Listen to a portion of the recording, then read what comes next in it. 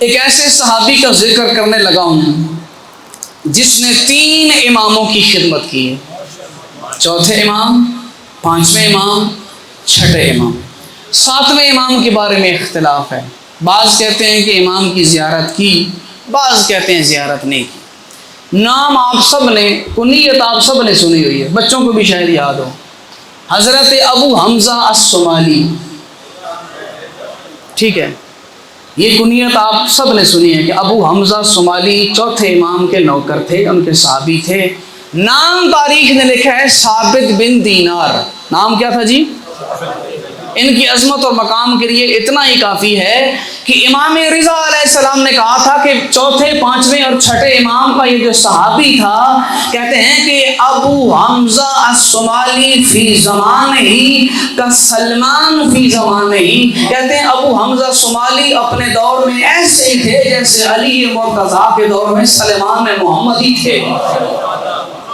وہ اپنے دور کا سلمان تھا ابو حمزہ صومالی، یہ اس کا مقام، یہ اس کا مرتبہ۔ اور آگے بڑھ کر کہتے ہیں ہم، آپ اور میں، ہم اپنے گھروں میں جائیں نا، ہمارے بچے ہماری آنکھوں کی ٹھنڈک ہوتے ہیں، بچوں کو دیکھتے ہیں سکون ملتا ہے نا اپنی اولاد کو دیکھ کے۔ تو اسی طرح اگر کوئی امام کا سچا شاگرد ہو نا تو امام اسے دیکھتے ہیں نا تو امام کی آنکھوں کو بھی ٹھنڈک ملتی ہے۔ سچا شیعہ مل جائے، اطاعت گزار پیروکار مل جائے، بات ماننے والا، ٹھیک ہے، اپنی منمانیاں نہ کرنے والا شیعہ مل جائے تو امام بھی خوش ہوتے ہیں۔ لیکن میں کہتا ہوں یہ جملہ شاید ہی کسی صحابی کے بارے میں کہا گیا ہو۔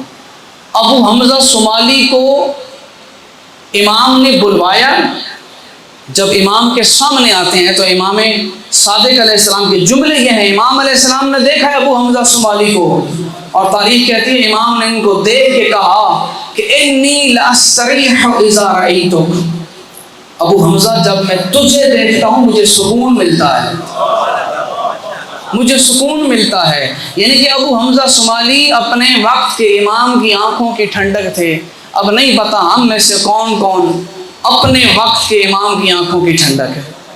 اللہ ہمیں بھی اس قابل بنائے کہ امام ہمارے اعمال نامے کو دیکھ کے کہیں کہ میں اس مومن کے اعمال نامے کو دیکھتا ہوں تو مجھے ٹھنڈک محسوس ہوتی ہے۔ انی لاستریح اذا رأیتک، جب میں تجھے دیکھتا ہوں مجھے ٹھنڈک محسوس ہوتی ہے۔ اور اس سے بڑھ کر آپ کو بتاؤں، تاریخ میں ملتا ہے کہ یہ اللہ کے اولیاء میں شمار ہوتے تھے، خدا کے نزدیک بہت بڑا مقام تھا ابو حمزہ صومالی کا۔ اور دعائے ابو حمزہ صومالی، معرفت الہی کا بہت بڑا حصہ اس دعا میں موجود ہے۔ اگر دعائے ابو حمزہ صومالی ترجمے کے ساتھ پڑھیں، اسی صحابی کے ذریعے پہنچی ہے، مفاتیح الجنان کے اندر موجود ہے۔ وہ کہتے ہیں کہ ایک دفعہ ایسا ہوا کہ ان کی بچی چھت سے گری ہے، کچھ ایسا ہوا، اس کا بازو ٹوٹ گیا۔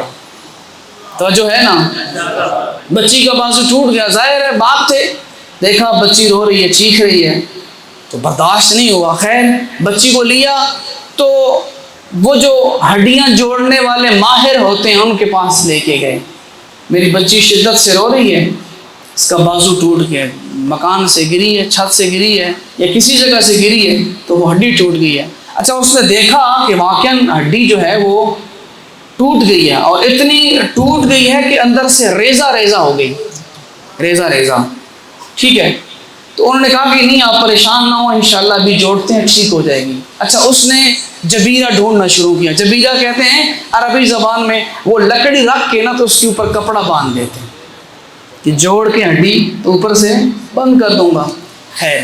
اچھا اس نے جبیرہ ڈھونڈنا شروع کیا، ادھر سے مولا کے نوکر نے آنکھیں بند کی، اللہ بند کر کے نا آنکھیں اپنی، اللہ سے مناجات شروع کی،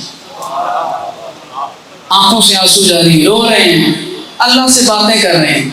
کہتے ہیں کہ وہ جبیرہ ڈھونڈ کے واپس پلٹا، اس بچی کے ہاتھ کو، اس ہاتھ کو دیکھتا ہے، حیران ہوتا ہے کہ ابھی تو یہاں ٹوٹی ہوئی تھی، زخم تھا، شاید میں بھول گیا ہوں دوسرا بازو ہوگا۔ اور امام کے نوکر کی آنکھیں بند ہیں، وہ رب سے مناجات کر رہا ہے، وہ ہم سے گفتگو کر رہا ہے، ٹھیک ہے۔ اچھا وہ کہتا ہے شاید بھول گیا ہوں دوسرا ہاتھ ہوگا۔ کہتے ہیں دوسرا ہاتھ بھی دیکھا تو ایسا لگا اس کو کچھ ہوا ہی نہیں. وہ کہتا ہے ابو حمزہ صومالی تیری بچی کو تو ایسا لگتا ہے کچھ ہوا ہی نہیں.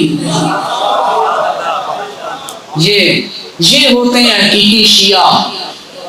میں نے ایک فرمان پڑھا تھا کسی دور میں, مجھے اس کا حوالہ بھی یاد نہیں رہا لیکن اچھی طرح یاد ہے, میں نے خود کتاب کے اندر سے پڑھا تھا.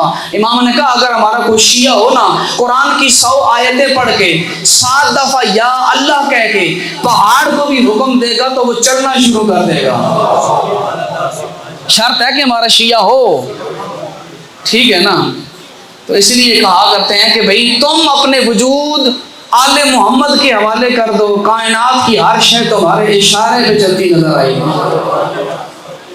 اشاروں پہ چلتی نظر آئے گی. اور ابو حمزہ صومالی صلوات پڑھیے.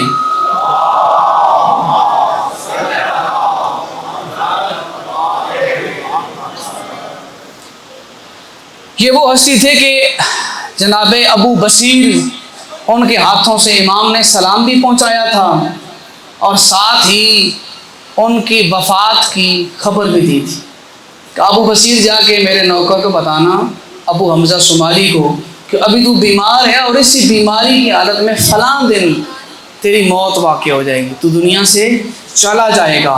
اور اس کے بعد ایک اور آخری بات اور اس کے بعد مسائل کی طرف چلتا ہوں. ابو حمزہ صومالی امام کے بڑے چاہنے والے, امام کے بڑے عاشق. روایات میں ملتا ہے شیخ عباس قمی رحمۃ اللہ علیہ, انہوں نے لکھا کہ ایک دن ان کی امام سجاد علیہ السلام سے ملاقات ہوئی.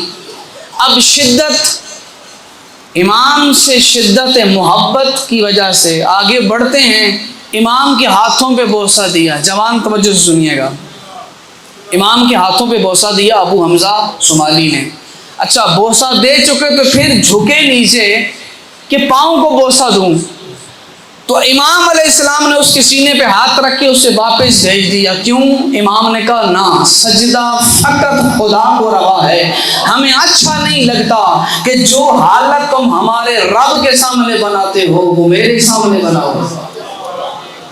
ہمیں اچھا نہیں لگتا کہ جو حالت تم ہمارے رب کے سامنے بناتے ہو وہ ہمارے سامنے بناؤ. نہیں, ایسا نہ کرو, سجدہ روا ہے تو خدا کی ذات کو. اور اس باب پر تو مستقل ابواب موجود ہیں وسائل شیعہ میں. باب السجود کے اندر پورا باب موجود ہے.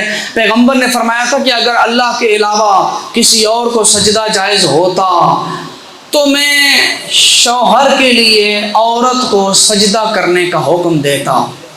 میں بیوی کو کہتا کہ تو اپنے شوہر کو سجدہ کر, لیکن کب؟ اگر جائز ہوتا. مطلب کیا ہے کہ جائز نہیں ہے. اچھا اسی میں ایک اور روایت بھی موجود ہے, وہ 11ویں امام سے مروی. امام نے کہا کہ رسول اکرم نے فرمایا تھا اگر اللہ کے علاوہ کسی اور کو سجدہ کرنا جائز ہوتا تو میں اپنے کمزور شیعوں کو کہتا کہ تم علی ابن ابی طالب کو سجدہ کرو, لیکن کب؟ اگر جائز ہوتا تو. اس کا مطلب ہے کہ معصوم کی نگاہ میں سوائے اللہ کے کسی اور کے لیے سجدہ کرنا جائز نہیں ہے.